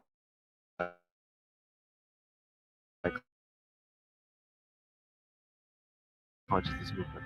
Activists congregated from all over the country regularly attended issues with the movement, including Donald Woods, an editor for the East London-based Daily Dispatch and an honorary president for NUSAS, criticized the Black consciousness movement because of its exclusion of whites. Fed up by Wood's statements, Biko sent man Pierre Rampeller to meet with him to end the ignorant criticism of the Black consciousness movement. Fortunately, Biko wasn't the only activist in the movement to be prescribed from Protestant under the apartheid. All of the first generation leaders were officially banished from any political activities. This allowed a second generation of Black consciousness movement leaders to emanate. One leader, Muntu Meza, emerged, and his first course of action was to hold rallies in celebration for the transitional government of Firmilio and the eventual independence of Mozambique. Soon after Meza announced the rallies, the South African government banned it altogether. Meza and his stubborn co-workers ignored the demand and decided to hold the rally regardless. Biko warned Meza of the probable retaliation of the South African police, which would put the supporters in danger. But the young, wholesome Meza ignored his advice and held the rallies anyway. The first rally at the Curry's found to occur with no visitation from the police. However, the rally at Turfloop University went terribly, with the state incursions of 200 BCM activists and all 13 of the leaders being put on trial. The case, officially named the State v. Cooper, and the 8 others become a focal point for the resistance politics. His first public appearance since his ban in March 1973 was brought forth after he was subpoenaed to the trial. Biko was pressured to take the daunting task of painting the Black consciousness movement as progressive, while preventing notions the state would have used to charge leaders with terrorism or incitement of insurrection. Biko took on the task and delivered a significant testimony that created an international voice for several thousands of Black men and women who were petrified to do so for themselves. In spite of Biko's powerful message, 9 of the 13 leaders were sentenced to 5 to 6 years in prisons at Robben Island. Following the tense trial, Biko continued as the director of the Black Community Programs, which was founded by the Black Consciousness Movement with a study project on Christianity in apartheid society. In 1975, without any trial or form of charge, Biko was detained for 137 days. During this time, the BCP held the 4th National Conference. By the start of 1976, Biko's prescription was heavily tightened, resulting in the termination of his time as the director of BCP. Inspired by Biko's testimonies, the youth of Soweto organized a large protest on June 16, 1976. South African police retaliated with armed officers who shot and killed hundreds of students who were running after them. The uprising, dubbed the Soweto Youth Uprising, was revealed by people from all over the world. Not long after, on August 27, 1976, Biko was detained for 101 more days in solitary confinement in hopes of limiting relations between the Black consciousness movement and the exiled organizations. Biko was interrogated and arrested, then released.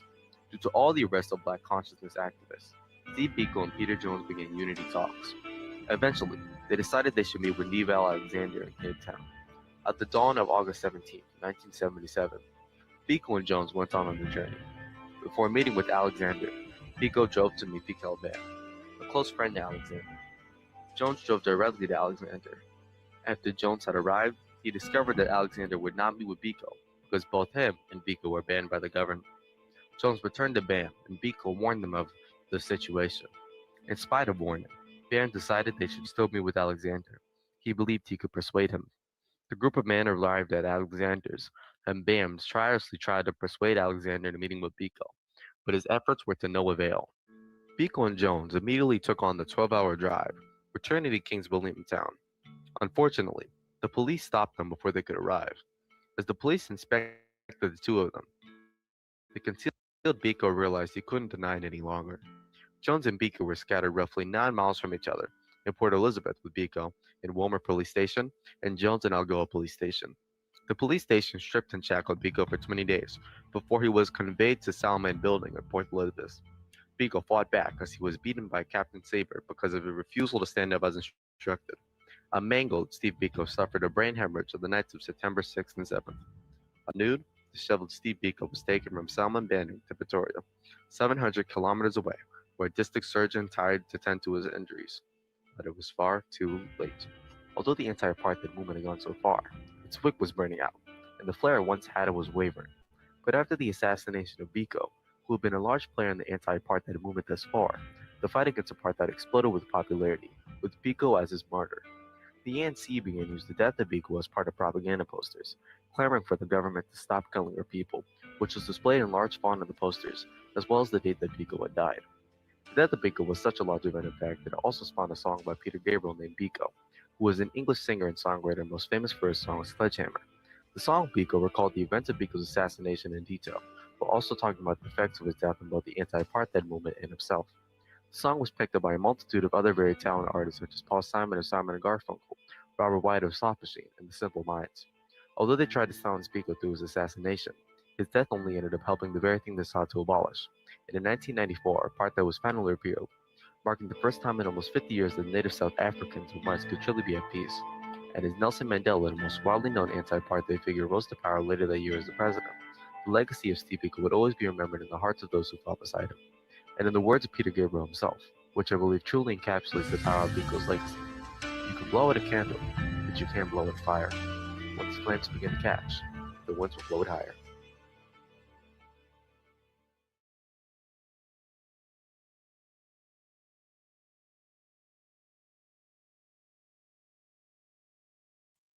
All right, y'all. So that was just a little quick video that we wanted to show y'all, just to give you a little bit more insight about the story. But Imani, you take the reins, girl. Let us know a little bit about this, your thoughts, feelings, and opinions, and I'll be right back. I think if people want to really know the story of Steve Biko, there is a great film, and I know I keep saying this, and Denzel plays Steve Biko in the film. It's called Cry Freedom. Um, it's a heartbreaking story, but it's a really touching story because people got to realize he was confined to his town. He was not allowed to travel. And in those days, people needed passes to move from one place to another. So if people were working as home helps, they had to have a pass. But he was traveling in the boot of cars and in the back of cars to speak to the people about protesting against this thing. And, there's a lot more of stories of people fighting for their freedom. And this is the one key thing and the one key message that comes through is people really fought for freedom, not only in the United States, which was just as hard, but also globally. And if you watch that film, Cry Freedom, I tell you, you'll get a really good.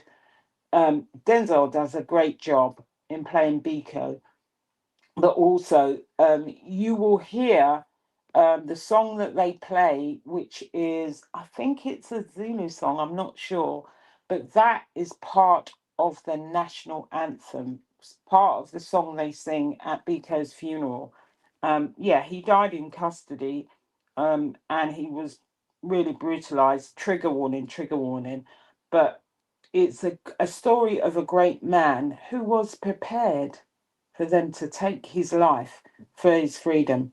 Um, I think we're going to take a break now, aren't we? Are you Yeah, there? we can go ahead and take a break. Yeah, can you hear me? I'm here. We can go ahead and Yeah. take a break. What we do, But I before think would before be we good. take a break, I want to just Yeah, end this by saying there are a lot of content creators that we like to support. We saw one come in today, Cultivate with Kai. I still say the same names that I think you should go out there and support. They're mid-tier people. They don't have as many followers as the big content creators. You've got Cultivate with Kai. Kimmy Love has great, big support. You've got Kimmy Love, you've got Unwind with Teddy, you've got We the People, you have Mel's World, you have Good Utopia. I'm trying to think who else is on. Rafter Wise, Maggie, who else? There's a few people I've forgotten, and I will remember them for the part two. But and support these people because a lot of them are doing really, really great work. cups Sorry? and goodie, cups and Cups, goodie, yeah. roast Cups. politics. Yeah, Yeah. Rose Tea Politics, Star, Polo's Porch, people polo. who come in and support us as well. Like I Right. said, Cultivate with Kai, Kimmy Love, I'm One with Teddy, Maggie, Ralph the Wise. Um, Everybody's content is different, and we all don't have to like everybody that everybody else loves. I just enjoy taking in different content from different perspectives. We all do different things in different ways, and we all try and entertain. And this is what these guys do. They try and entertain. They may not be on anybody's list, but who gives a flying F? They do what they do, and they do it consistently, and they try and entertain. and bring it with love and expertise and professionalism. And Trevor Green, of course, my favourite, one of my favourites, Trevor Green. Don't forget Trevor. But go out and support what they're doing. You know, they work hard to bring people content, make people laugh, do things in a different way. Not everything's for everybody. I understand that, but these are some of the people that I love to watch because they entertain, and they don't do it for the likes. They do it for the love, as Chronic says. Anyway, yeah, we'll come back and I I agree. will have I a list of agree. films that Golden will add to the description because I've got about 12 films that are for around about this era of civil rights, of struggles, of triumph as well. So, Yeah. yeah, we will see you on the part two, and part two will be sooner. We'll try and do it today rather than tomorrow because I think we've got other things on the schedule, but we're just going to take a little break. Right, right. Just taking a small little break, get some things in order, and then we'll be right back. Oh, we love you just came in. We're getting ready. Don't worry though, because we're gonna do the part two. Don't worry about that. We got some more stuff that we have to talk about, and then we're gonna come and bring on the part two in just like probably like an hour, 2 hours or so.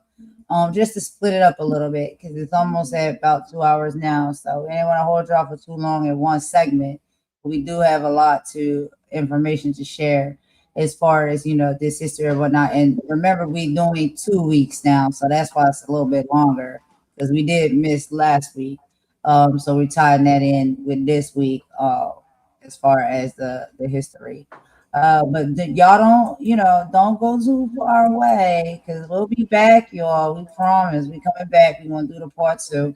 You'll see it. It'll be the same thumbnail and everything, so you know that we Yeah, coming. and But thank you for everybody joining. watching on the replay, thank you for watching. Drop a like, share, subscribe. We do this, yeah, we do try and do this every Sunday, but because Juneteenth is coming up, we thought we had to get this in because some of us will be celebrating many things this weekend. Yeah. Yeah, so I did a Juneteenth video yesterday, y'all, if y'all want to check that out. But I did it because I have some plans and stuff coming up, some travels or whatnot, for the Juneteenth weekend holiday or whatever. So I'm not gonna be available to do, or go live on Juneteenth day. So I just got it out the way or whatnot. And then, we took a day off because we had to take a little bit of break. But thanks for saying that, Asher. You said I want to see Golden and Imani on Golden. I'm sorry, on Trevor Green show.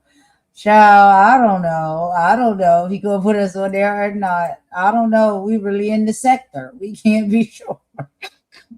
I don't know, but Yeah, people I who don't don't even know. know Kelly Price are in the sector. And on the list. Child, this is On really that gonna note, be let's take our break and we'll come back and let's do take it. us We'll on break. understand if you can't join us, but please catch it Yeah, on the replay. We want to talk about the Black history that they don't want to teach us, because right. I think it's really important for us and our kids to know. Absolutely. And globally. That's what's really important for me and for you as well. And I think, people can be appreciative to is that, yeah, we are black and brown people and we're scattered all throughout this big, beautiful globe. But we all have had our history, our experiences that we go through as black and brown people. And it's different for all of us. And there's been historical leaders and leadership that has stood up historically and in the past to fight against these injustices. And there will continue to be historical leaders that will stand up and fight for these injustices and for equality and freedom and all of the things that we're asking for in the current. And I guess if that's who we are, and if we are doing that virtually, then I guess that's what it is. Girl,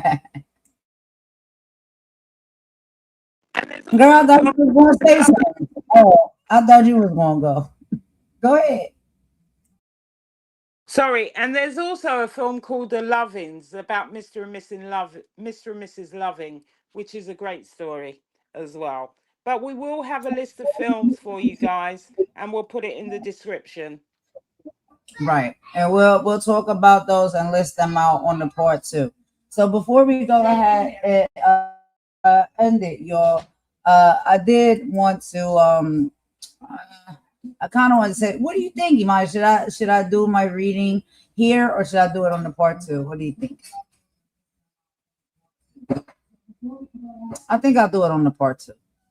I'll do it on the part 2, y'all, because that's really, I wanted to say it at the end. You know what I mean? At the end. And so when we come back and after we finish the part 2, I have something that I prepared that I want to read to y'all. So we'll go ahead and do it then. What we're going to do per usual is we're going to go ahead and end this with a little boppity bop, bop, bop. And we'll be back in about an hour and a half or so. Okay. And then we'll do the part 2. But thank y'all so much for coming in. Everybody who joined us, we really love and appreciate you. Anybody who maybe didn't necessarily pop into the chat, but you just kicking back and listening in the cut, we appreciate your presence as well. It's all appreciated. We hope you enjoyed this part 1. Please come back and join us for part 2, y'all. It won't be too much longer. We promise. We won't keep you waiting. But let's go ahead and put a little boppity bop on, and we'll talk to y'all in just a minute. You know, I got to do some things, y'all, with this boy. All right, y'all. We'll be right back. Okay.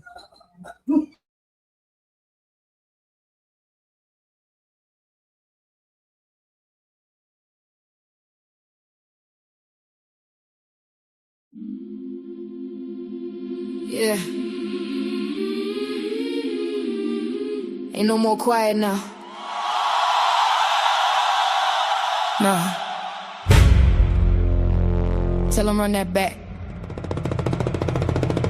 I said, hands up, head high, 10 toes. They monetize pain while the truth get froze. Big talks online, but they hearts stay cold. Still fighting for rights that was promised long ago. Ooh. We ain't your silence, nah. We ain't your fear. Hey. Every time they shut a door, we appear. From the city to the globe, here the people get loud.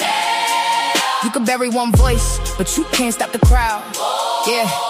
I'm from the side where the pressure make diamonds, where mothers pray hard cause the system stay violent. Kids learn trauma before they learn signs. Politicians campaign while communities dying. Look, everybody tweeting, everybody streaming, everybody woke till the camera stop beaming. Truth don't trend when the money intervening. That's why the real ones exhausted and screaming. Big change, fake morals, podium capping. Whole lot of hashtags, ain't nobody action. Trying to sell the vision with celebrity distractions. Meanwhile, rights disappear through strategic reactions. Close schools, close polls, close cases. Still see hate written all on their faces. History repeating, just switching the phrases. Different decades, same games, new stages.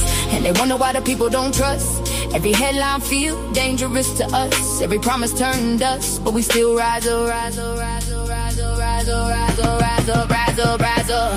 Hands up, head high, 10 toes. They monetize pain while the truth get froze. Big talks online, but their hearts stay cold. Still fighting for rights that was promised long ago. Hey, we ain't your silence, we ain't your fear.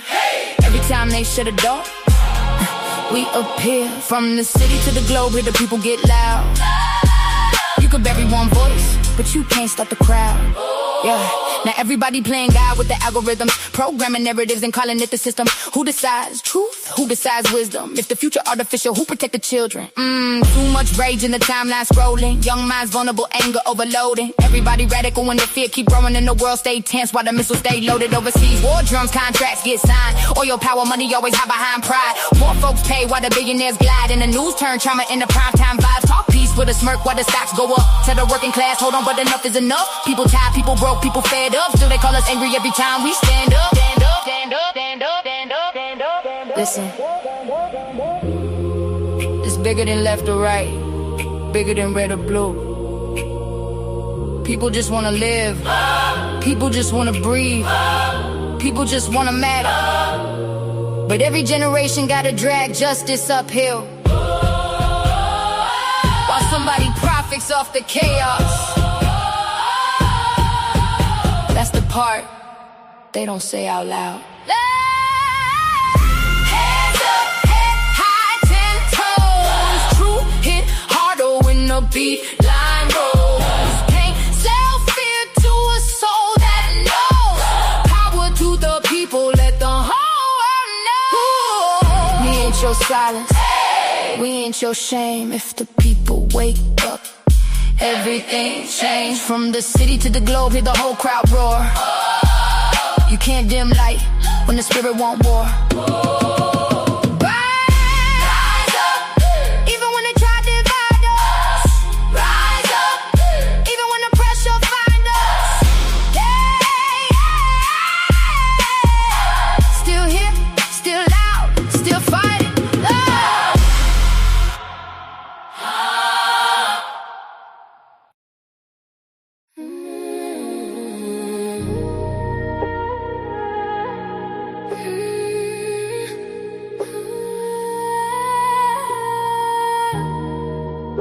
They don't know her like I do. Nah. Golden. She moved through the city with her hair held high. Pretty brown skin with a storm inside. Everybody see the glow, they don't know the pressure. Smile so warm, but her heart no weather. Late nights riding while the skyline blur. Trying not to cry when the memories occur. Had to learn fast, everybody ain't loyal. Some people love you long as they control you. Now she move careful, energy expensive. Too many fake vibes hiding in the friendship. Used to give love with her hands wide open. Now every scar got the whole vibe frozen. They don't know her like I. No, they don't know her like I. She goes by golden. Soft voice, deep soul, hope or glowing. She goes by golden. City lights dancing with her heart stay open. Long dark roads, but she still stay focused. Everybody watching, but they don't really know her. Too much grace with the games they throwing. Real love, rare, so spirits they guarded. Beautiful soul, but the pain left marks in it. Mirror tell the truth when the lights go dim. All the things she carry weight heavy within. She survived nights she don't even speak on. Still finding peace while the whole world ain't wrong. Funny how the love disappear when you're healing. Funny how the fate come around when you win. Now she trusts God more than people intend. Just 'cause smiles hot and being hidden the deep. She's still soft-hearted, but she way less naive. Keep pouring love where there's nothing received. Still dancing slow through the hurt and confusion. Trying not to lose herself chasing illusions. She survived the fire, still glowing through the smoke. Still still dangerous, still chosen. She goes back golden. Slow so deep made the whole room notice. Heavy lies couldn't break what was chosen. Still standing tall while the whole world folding. She goes back golden. Heartbreak turned to pens-in-the-matic. Now the tears got rhythm when she's singing. And they still don't know her like that.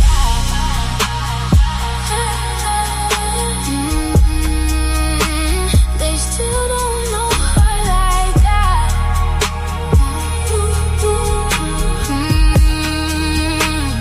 Spend so much time looking for love in strangers.